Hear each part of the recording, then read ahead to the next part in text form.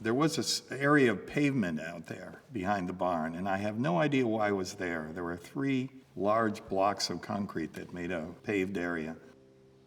Every time I walked by it in the morning or the evening, I thought this would be a great place for one of Sol's cement block sculptures. So I showed him pictures of it, and we made a trade for a large painting.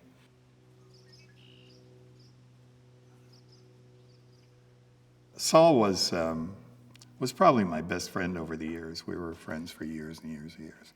We met at the MoMA when we were both guards in the early 60s.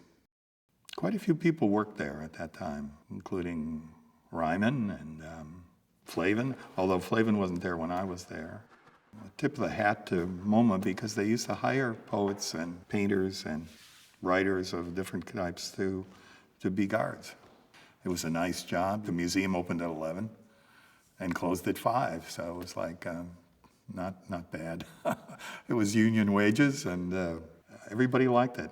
Although you got different assignments. You might have one floor or another floor on different days, but to come in every day and be a part of the collection was great.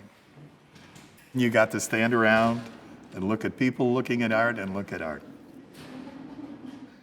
I can remember going and seeing great paintings, contemporary paintings, being in a hurry to get home and get in my studio while that was still fresh in my mind, while that intensity, that emotional high was still there, so that I could look at my painting and say, does that have any of that or not? Is there any of that in there? I'd like there to be some of that in there. Whenever I do new paintings, whenever I do new works, I think of all kinds of these cultural connections, you know, culture of the people you grew up with. Art feeds off art in a way, and artists feed off artists.